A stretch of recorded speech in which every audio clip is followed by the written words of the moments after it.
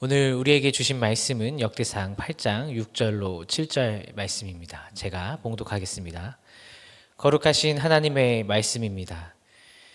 에웃의 아들들은 이러하니라. 그들은 게바 주민의 우두머리로서 사로잡혀 마나핫으로 갔으니 곧 나아만과 아히야와 게라이며 게라는 또 우사와 아히웃을 낳았으며. 아멘. 사랑하는 우리 말씀상 공동체 성도 여러분, 오늘 함께 역대상 8장 말씀을 묵상하면서 하나님의 인도하심을 경험하는 저와 여러분이 되길 소망합니다. 오늘 말씀에 8장에 익숙한 이름이 등장합니다. 바로 에웃이라는 인물이죠. 우리가 이전에 사사기에서 묵상했던 에웃이라는 인물인데, 사실 이 족보와 관련하여서 많은 학자들의 의견이 분분하였습니다. 그것이 무엇이냐면 이 인물이 사사기에 등장하는 에웃과 동일 인물인가 아닌가에 대한 그 가능성을 따진 것이죠. 그런데 중요한 것은 여러 역사적 사건들의 그 배치와 순서에 따라서 동일한 인물일 가능성이 높다라고 생각이 됩니다. 그래서 이 왼손잡이 에웃이라는 인물에 대해서 한번 자세히 살펴보고 그 자손에 대해서 한번 이야기 나눠보고자 합니다. 이 에웃은 이스라엘 2대 사사입니다. 사사기 13장부터 소개되고 있는데, 이때 당시에 이스라엘의 상황을 살펴보면 여호와 앞에 악을 행함으로 모압 왕 에글론에게 18년 동안 압제를 받고 있었던 상황이었습니다. 그런데 이 에웃이라는 인물이 모압 왕 에글론을 기습 공격하여서 그를 죽이고 모압의 압제로부터 이스라엘 백성들을 구원하였습니다. 그리고 80년 동안 태평하는 시대를 보낼 수 있게 되는데, 오늘 본문은 베냐민 지파의 족보 중에 일부로서 에웃과 그의 아들들에 관한 간단한 설명입니다. 그러나 몇 가지 흥미로운 배경이 담겨져 있습니다. 에웃의 아들들은 나아만과 아히라와 게라를 낳았는데 어떠한 이유인지는 정확히 알 수 없으나 오늘 본문에 기록되었듯이 사로잡혀서 마나핫으로 이주했다고 기록되어 있습니다. 이 본문에 대해서 역사적 맥락을 자세히 살펴보니까 베냐민 지파의 영토 재배치와 관련이 있을 수 있다라고 학자들이 해석을 했습니다. 에웃의 자손들은 원래 게바에 정착했는데 이제 마나핫이라는 인근 지역으로 베냐민 지파를 이끌고 새로운 곳으로, 낯선 곳으로 정착했다라고 보아야 하는 것이죠.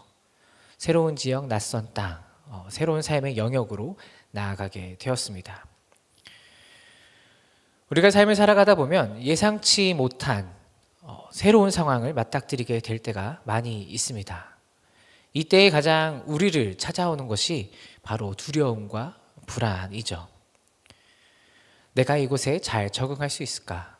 내가 잘할 수 있을까? 이러한 두려움이 우리를 찾아오게 되는 것입니다.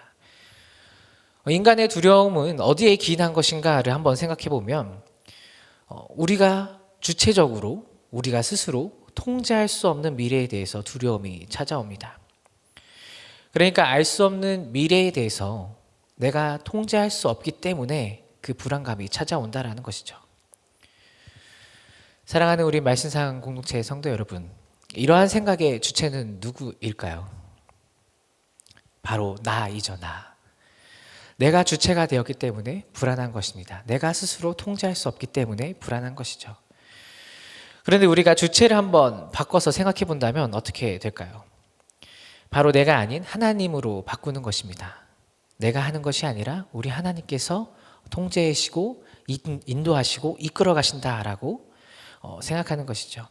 우리 하나님께서 하신다고 신뢰하면서 나아갈 때 우리는 그 두려움을, 불안감을 이겨낼 수 있습니다. 그리고 이 주체를 내가 아닌 하나님으로 바꿨을 때 바로 두려움에서 회복의 역사가 일어나는 것이죠. 베냐민 지파가 모압 지방으로 이주했을 때 여러 가지 상황에 직면했을 것입니다. 모압 땅은 일단 우상 숭배의 지역이었죠. 이러한 분위기 때문에 그랬을까요? 사사기에 기록된 사건 중에 가장 끔찍한 사건이 기록되어 있습니다. 바로 19장에 기록된 기브아 사건입니다. 성경에 기록된 순서대로 보면 이 기브아 사건이 사사 에웃에 대한 이야기보다 후에 기록된 것처럼 보이지만 사실은 배치만 그렇게 한 것일 뿐 기브아 사건이 사사 에웃의 그 이야기보다 먼저 앞선 사건이라고 볼 수 있습니다. 이 기브아 사건을 통해서 베냐민 지파는 거의 멸절당할 뻔합니다. 그러나 하나님의 자비로서 은혜로서 600명의 남자가 살아남았고 다른 지파들이 그들에게 아내를 마련해 줌으로써 지파를 유지할 수 있게 되었죠. 사사 에웃은 이렇게 잔존한 후손 중에 하나로서 하나님께서 베냐민 지파를 다시 이스라엘을 회복시키기 위해 사용하셨다는 회복의 상징이 되었습니다. 이 지파 멸절 사건 이후에 베냐민 지파는 우상 숭배의 유혹에서 여호와 하나님 중심의 신앙을 유지하려고 부단히 애를 썼다라는 것을 우리가 알 수 있습니다. 그렇기 때문에 에웃과도 같은 인물이 나올 수 있었던 것이죠. 그리고 더 나아가서 에웃의 자손들은 이 죄와 수치의 상징이었던 게바, 곧 기브아죠.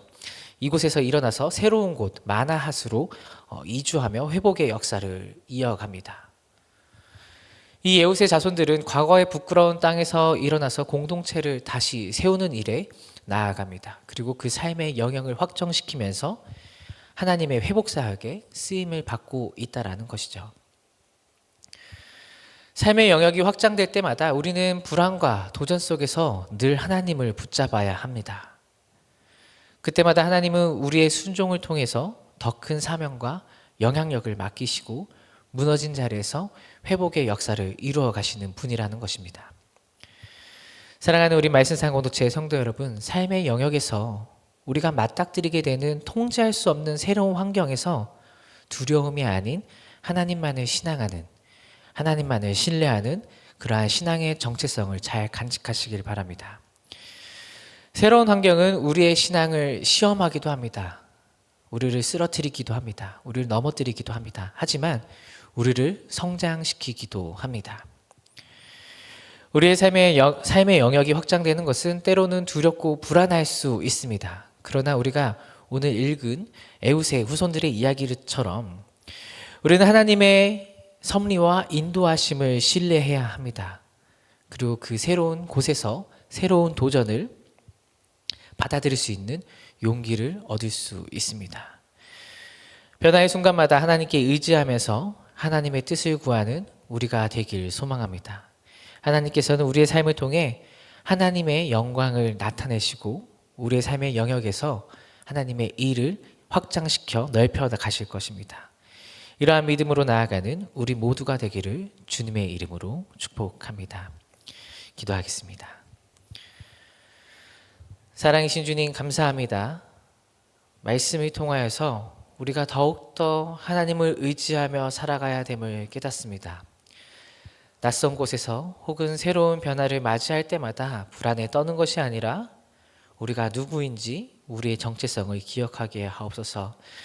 나를 의지하는 것이 아니라 나의 생각을 의지하는 것이 아니라 사람을 의지하는 것이 아니라 하나님을 먼저 의지하여서 세상의 유혹에 흔들리지 않고 믿음을 지키며 살아가는 우리 모두가 되게 하여 주옵소서. 말씀을 통해 오늘의 삶을 지켜 주옵소서. 오늘도 함께 하실 줄 믿습니다. 감사드리며 예수 그리스도의 이름으로 기도드립니다. 아멘.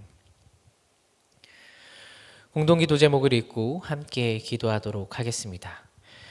지금 들은 말씀이 내 삶으로 이어지게 하옵소서. 동네 세매주 성경 말씀 묵상과 순장들을 통해 동네들이 든든히 세워지게 하옵소서. 사순절에 주님의 십자가 고난을 묵상하며 주님과 친밀해지는 시간 되게 하옵소서. 우리나라의 정치와 경제 모든 상황에 주님께서 개입하시고 하나님의 공의와 정의로 회복되어 속히 안정된 나라로 세워 주옵소서.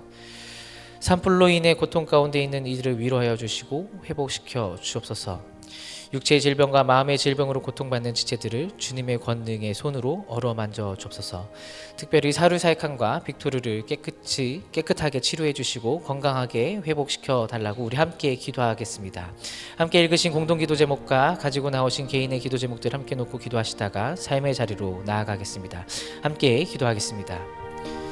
사랑이신 주님 감사합니다. 이 시간 우리가 말씀을 붙잡고 하나님 앞에 나아갑니다. 에웃의 자손들이 묻어졌던 기브아 땅에서 다시 일어나서 마나앗으로 공동체를 이끄는 족장으로 쓰임받았던 것처럼 우리의 삶 또한 주님의 손에 붙들려 새롭게 세워지길 소망합니다. 하나님, 이 시간 삶의 영역이 확장될 때마다 우리는 불안하고 낯설고 때로는 두렵습니다. 하지만 그 모든 삶의 순간 속에서도 주님이 우리를 이끌어 가시고 인도하고 계심을 확신하게 하여 주옵소서. 우리의 지경이 넓혀질 때마다 우리가 주님의 뜻 안에서 기꺼이 주님께 순종할 수 있도록 도와주시고 새로운 사명과 책임을 믿음으로써 감당할 수 있도록 도와주옵소서.